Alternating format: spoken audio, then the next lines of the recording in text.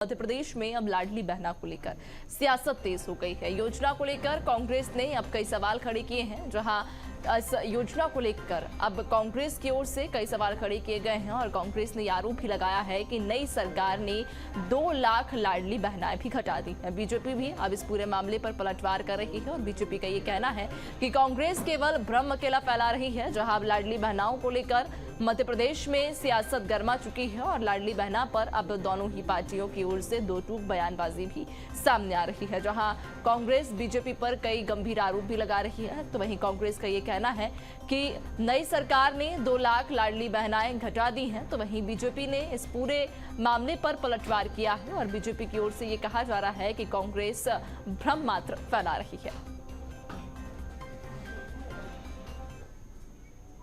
तो नई सरकार ने 2 लाख लाडली बहना घटा दी है, इस तरह के आरोप जहां कांग्रेस की ओर से लगाए जा रहे हैं, तो वहीं कई और गंभीर आरोप भी लगाए जा रहे हैं। जहां कांग्रेस का ये कहना है कि झूठे विज्ञापनों की सच्चाई कर्ज का बोझ नहीं ढो पा रही, विज्ञापन से बीजेपी सरकार बनी हुई है। प्रदेश की लाखों लाडली बहनों से झूठ बोलकर वोट ले लिए और अब उन्हीं में से 2 लाख बहनों की छटनी कर दी है। तो ये आरोप जहां नेता प्रतिपक्ष उमंग सिंघार के द्वारा लगाए गए हैं और ट्वीट कर उन्होंने ये आरोप लगाए हैं। बीजेपी पर कई गंभीर आरोप लगाते हुए उन्होंने ये कहा है कि पहले बीजेपी ने लाखों लाडली बहनों से झूठे वादे कर वोट ले लिए और अब उन्हीं में से 2 लाख बहनों की छटनी कर दी है। आपको बताते चले कि अब लाडली बहनों पर जहां सियासत मध्य प्रदेश में गर्मा गई है और ऐसे में नेता प्रतिपक्ष उमंग सिंघार का ये बड़ा बयान ट्वीट कर उन्होंने बीजेपी पर कई गंभीर आरोप लगाए हैं और उन्होंने कहा है कि नई सरकार ने 2 लाख लाडली बहनों की संख्या घटा दी है।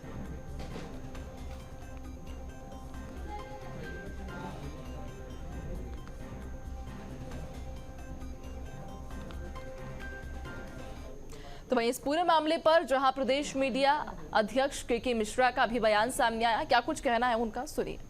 आज जारी विज्ञापन में 1 करोड़ 29 लाख बहनों को 1576 करोड़ रुपयों की राशि हस्तांतरित किए जाने की बात कही गई है।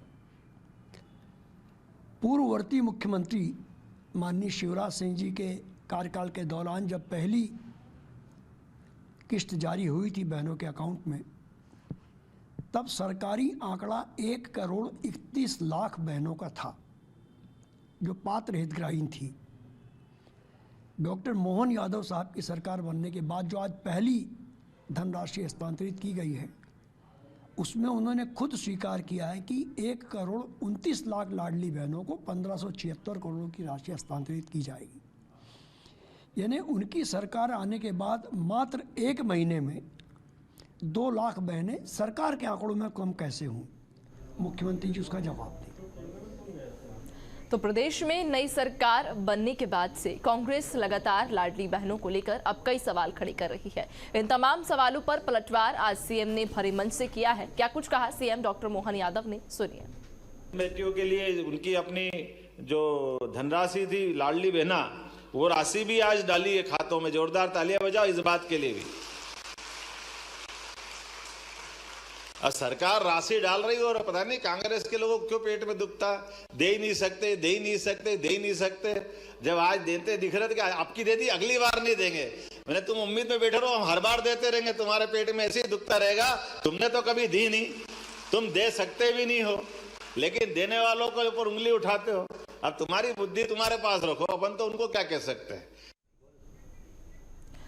तो बयान आपने सुना बीजेपी की ओर से सीएम डॉक्टर मोहन यादव ने, जहां कांग्रेस पर पलटवार किया है। दरअसल कांग्रेस लाडली बहना योजना को लेकर अब कई सवाल खड़े कर रही है और अब इन्हीं सभी सवालों का सीएम ने भरे मंच से जवाब दिया है। कांग्रेस पर भी कई कांग्रेस की भी जहां चुटकी वे लेते हुए नजर आए हैं, तो अब मध्य प्रदेश में अब लाडली बहनों पर सियासत शुरू हो चुकी है। जहां कांग्रेस लगातार सरकार पर कई गंभीर आरोप लगा रही है। कई सवाल भी अब लाडली बहना योजना को लेकर खड़े किए जा रहे हैं और अब इन सभी इन सवालों का जहां सीएम ने भरे मंच से जवाब दिया है। और ज्यादा जानकारी लेंगे, सहयोगी विवेक लगातार हमारे साथ जुड़ चुके हैं। विवेक, लाडली बहना को लेकर मध्य प्रदेश में अब सियासत शुरू हो गई है। बिल्कुल एनएनसी जिस प्रकार से आज तमाम लाडली बहनों को बड़ी सौगात मिली है, उनके खाते पर जिस प्रकार से राशि ट्रांसफर की गई है, मगर उसके पहले यदि बात करें तो कांग्रेस पार्टी यानी विपक्ष अब पूरे मामले को लेकर सरकार को घेरता हुआ दिखाई दे रहा है। उनका साफ तौर पे कहना है कि जिस प्रकार से विज्ञापन जारी किया गया है उस पर कहीं ना कहीं 2 लाख लाडली बहनों के जो नाम हैं वो पहली मोहन सरकार में काटे गए हैं। मोहन सरकार के ऊपर एक बड़ा प्रश्न चिन्ह खड़ा किया है नेता प्रतिपक्ष उमंग सिंगार ने, जिसको लेकर मध्य प्रदेश पर जो सियासत है वह गर्माती हुई दिखाई दे रही है। वहीं बात की जाए मध्य प्रदेश के मुख्यमंत्री डॉक्टर मोहन यादव की, तो मोहन यादव ने तंज कसते हुए कांग्रेस को कहा कि कांग्रेस के पेट में दर्द क्यों होता है। यानी देखने वाली बात है कि एक बीजेपी सरकार की महत्वाकांक्षी योजना लाडली बहना योजना जो 2023 के विधानसभा चुनाव में एक बड़ा रोल मॉडल के रूप में साबित हुई और कहीं ना कहीं बीजेपी सरकार को जिस प्रकार से प्रचंड बहुमत से मध्य प्रदेश में जीत मिली, तो कहीं ना कहीं लाडली बहना का इस पर जो असर है एनएनसी वह देखने को मिला था विधानसभा चुनाव में, जिसके कारण बीजेपी को प्रचंड बहुमत से जीत मिली है। वहीं लाडली बहनों को लेकर अब मध्य प्रदेश पर सियासत जो है वह तेज होती हुई दिखाई दे रही, क्योंकि जिस प्रकार से विज्ञापन जारी किया गया था और विज्ञापन पर जो आंकड़े शो किए गए थे वह पुराने जो आंकड़े से मैच नहीं खा रहे थे। करीब 2 लाख लाडली बहनों का जो डिफरेंस है उस विज्ञापन पर देखने को मिल रहा था, जिसके चलते अब कांग्रेस पार्टी जो है वह सरकार को घेरती हुई दिखाई दे रही पूरे मामले को लेकर। जी बिल्कुल विवेक, कहीं ना कहीं देख भी पा रहे हैं कि लगातार अब बयानबाजी तो तीखी हो ही गई है मध्य प्रदेश में, लेकिन अगर कांग्रेस की हम बात करें, क्या लगता है कांग्रेस मुद्दा विहीन हो गई है जिस वजह से अब तमाम उन मुद्दों को उठाया जा रहा है सरकार को घेरने के लिए?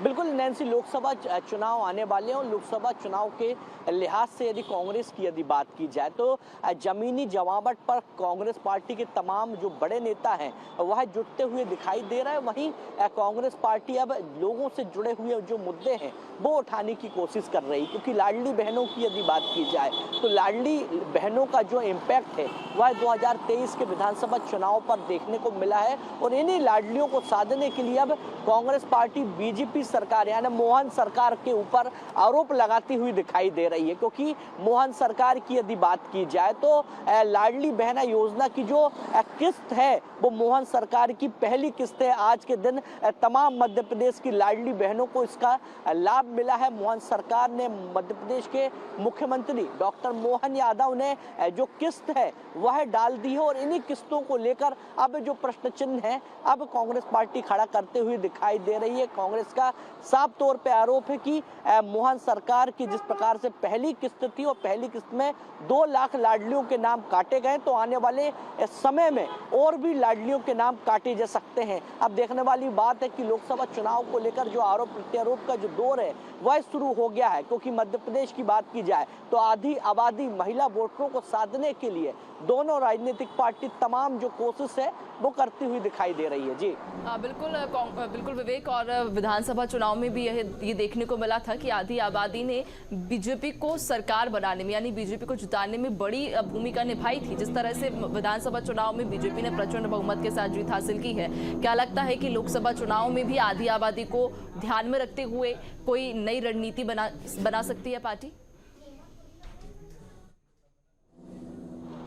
बिल्कुल बीजेपी पार्टी की यदि बात की जाए तो जहां पार्टी अपने बूथ को और माइक्रो मैनेजमेंट के जरिए आम लोगों के बीच में केंद्र और प्रदेश सरकार की तमाम योजनाओं को ले जाने की कोशिश कर रही, वहीं बात की जाए बीजेपी सरकार की तो लाडली बहना का मास्टर स्ट्रोक बीजेपी सरकार ने खेला था और इन्हीं लाडलियों को पहली जो किस्त है क्योंकि मोहन सरकार की पहली किस्त मानी जाएगी आज के दिन की, और अब ये लगातार हर महीने जब लाडलियों को मिलेगी तो कहीं ना कहीं इसका जो असर है वह लोकसभा चुनाव पर भी देखने को मिलेगा। मगर कांग्रेस की बात करें तो कांग्रेस किसी प्रकार की जो गलती है कोई मुद्दे छोड़ना नहीं चाहती, क्योंकि आधी आबादी से ही मध्य प्रदेश की यदि बात की जाए तो मध्य प्रदेश के राजनीतिक का जो भविष्य है वह उभरता हुआ दिखाई देता है, क्योंकि महिला वोटर मध्य प्रदेश की यदि बात करें तो इस बार 2% महिलाओं ने बढ़ चढ़कर वोटिंग की है, जिसके कारण मध्य प्रदेश पर बीजेपी सरकार आई है। और इन्हीं वोटरों को लुभाने के लिए कांग्रेस तमाम कोशिश कर रही है। वहीं बीजेपी पार्टी की बात की जाए तो बीजेपी पार्टी और सरकार अलग अलग स्तर से कोशिश कर रही कि इन महिलाओं को लगातार बीजेपी की विचारधारा से जोड़ा जाए, क्योंकि बीजेपी सरकार जहां लाडली बहनों के खाते में जो राशि है अपने वचन को आगे बढ़ाती हुई डालती हुई दिखाई दे रही, वहीं बीजेपी पार्टी भी महिलाओं को लगातार जोड़ने का लगातार काम कर रही है। क्योंकि बात की जाए राम मंदिर के मुद्दे की, तो राम मंदिर के मुद्दे को लेकर जहां बीजेपी के तमाम कार्यकर्ता महिलाओं को भी जोड़ते हुए दिखाई दे रहा है, और कहीं ना कहीं इस राम मंदिर के मुद्दे को भुनाने की जो तमाम कोशिश है नैन्सी, वो लगातार की जा रही है। यानी देखने वाली बात होगी कि लोकसभा चुनाव में भी महिला जो वोटर है वो बड़ी अहम भूमिका जीत हार में निभाती हुई दिखाई देने वाली है। जी, विधानसभा चुनाव में जहां महिलाओं की बदौलत बीजेपी ने मध्य प्रदेश में प्रचंड बहुमत के साथ सरकार बनाई है, देखने वाली बात होगी लोकसभा चुनाव में आधी आबादी किसका साथ देगी। बहुत शुक्रिया आपका जानकारी साझा करने के लिए।